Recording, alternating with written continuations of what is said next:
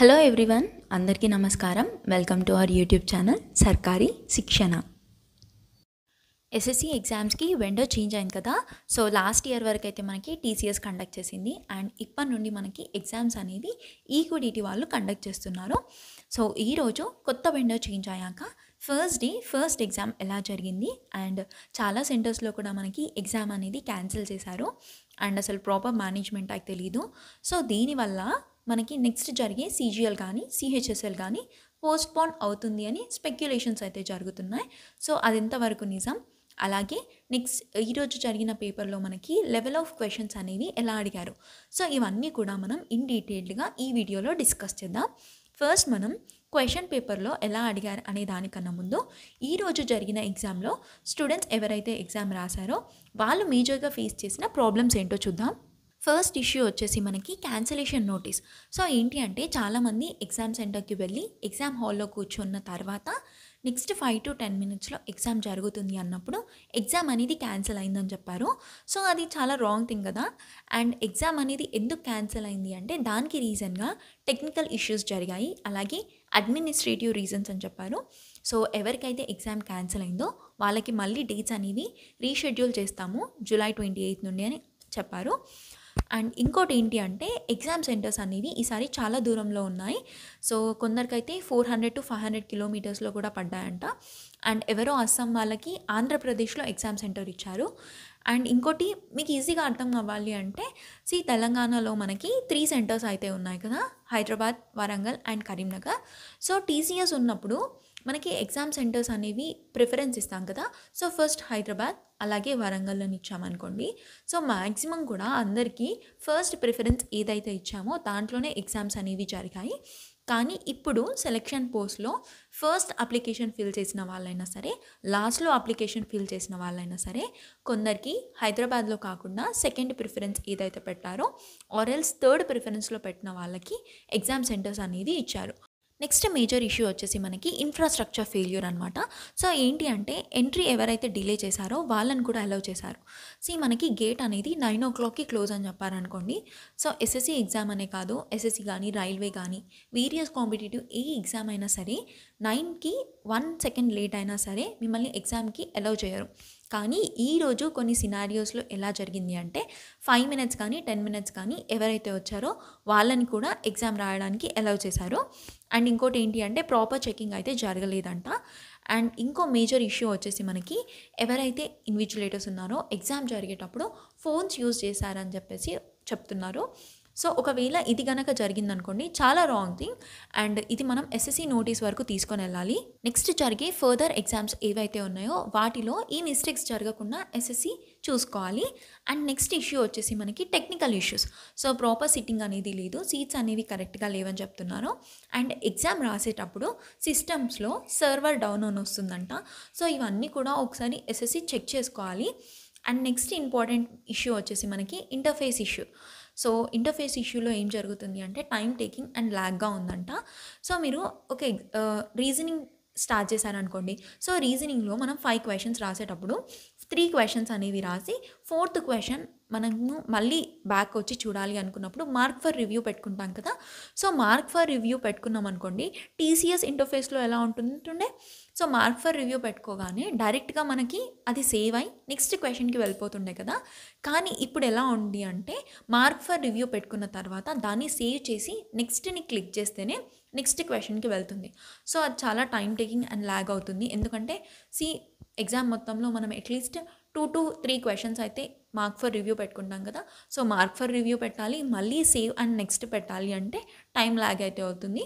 So TCS ఉన్నప్పుడు interface ఎలా ఉండేనో అలా ఉండడమే బెటర్ అనిపిస్తుంది.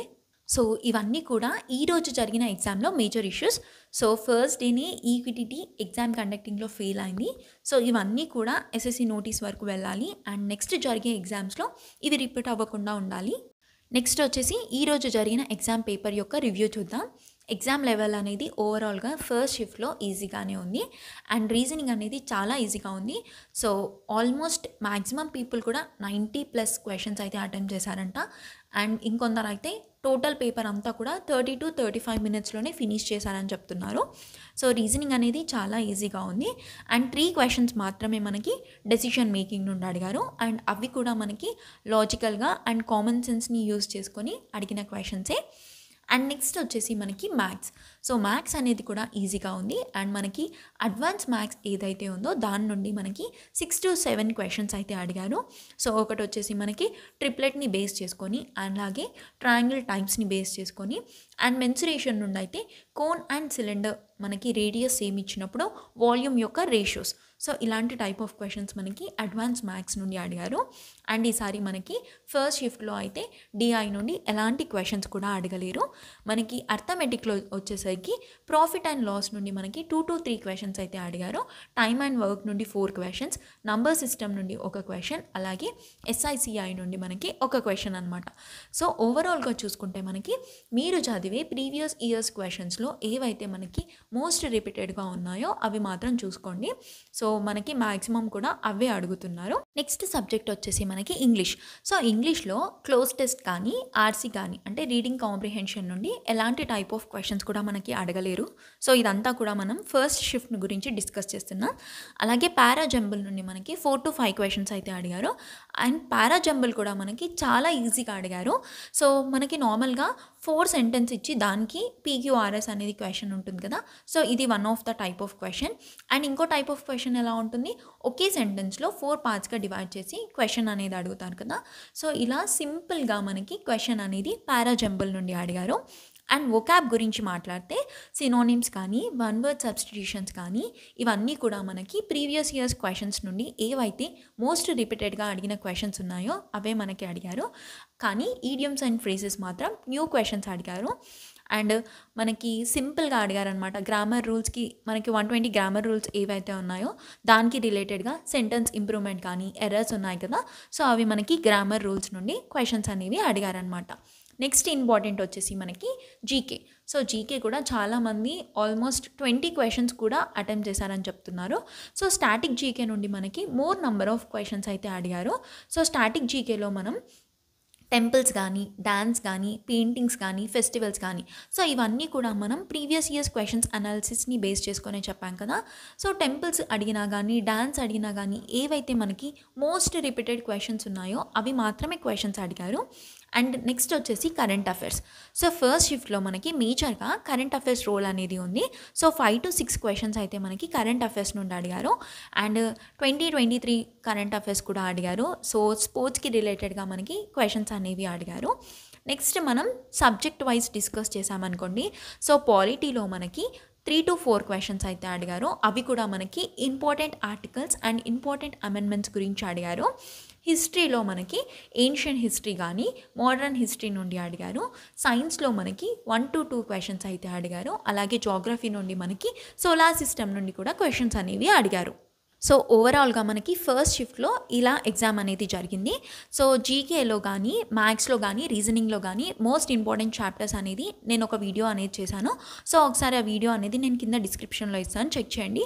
సో జీకేలో అయితే మనం మోస్ట్ రిపీటెడ్గా ఏ క్వశ్చన్స్ అయితే ఎక్స్పెక్టెడ్గా చెప్పామో అదే టాపిక్స్ నుండి మనకి మ్యాక్సిమం క్వశ్చన్స్ అయితే అడిగారు.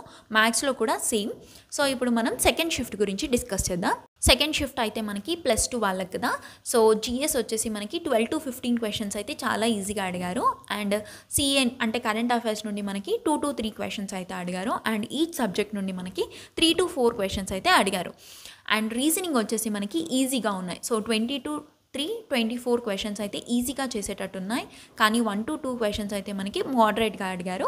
అండ్ మ్యాథ్స్ అయితే చాలా ఈజీగా ఉంది. అండ్ 2 to 3 క్వశ్చన్స్ అయితే మనకి మోడరేట్ లెవెల్గా ఉంది.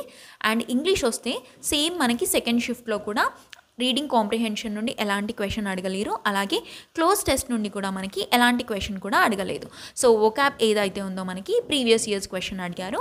మోస్ట్ ఇంపార్టెంట్ మనకి సెకండ్ షిఫ్ట్లో చూసుకుంటే parajumble, direct speech and indirect speech, active voice అలాగే ప్యాసివ్ వాయిస్, స్పాటింగ్ ఎర్రర్స్, ఈ 4 టాపిక్స్ నుండే మనకి ఆల్మోస్ట్ 15 to 60 క్వశ్చన్స్ అయితే కవర్ చేశారు. సో పారాజంబుల్స్ కూడా మనకి చాలా ఈజీగా అడిగారు. సో ఇవన్నీ కూడా చూసుకోండి. So first day first and second షిఫ్ట్లో లెవెల్ ఆఫ్ క్వశ్చన్స్ అనేవి ఎలా అడిగారో చూసాం కదా. సో ఎగ్జామ్ కండక్టింగ్లో అయితే ఈక్విడిటీ కంప్లీట్గా ఫెయిల్ అయింది. సో నెక్స్ట్ జరిగే ఎగ్జామ్స్లో అయినా ఈ మిస్టేక్స్ జరగకుండా ఎస్ఎస్సి చూసుకోవాలి. So hope for the best. So result ఏదైనా సరే సీజీఎల్ అయితే మనకి పోస్ట్పోన్ అయ్యే ఛాన్సెస్ లేదు. సో పోస్ట్పోన్ అవుతుందా లేదా అని ఆలోచించకండి. సో మీ ప్రిపరేషన్ అయితే కంటిన్యూ చేయండి. అండ్ ఇప్పుడు అడిగే ఏ టాపిక్స్ అయితే ఉన్నాయో వాటిపైన ఎక్కువ కాన్సన్ట్రేట్ అయితే చేయండి. సో మీకు ఈ వీడియోలో ఎలాంటి డౌట్ ఉన్నా నాకు కింద కమెంట్ సెక్షన్లో అడగండి. సో ఇదండి ఇవాళటి వీడియో. ఇలాంటి మరిన్ని వీడియోస్ కోసం సబ్స్క్రైబ్ టు సర్కారీ శిక్షణ. Please do like, comment, share and hit the bell icon for more such updates. Thank you so much for watching.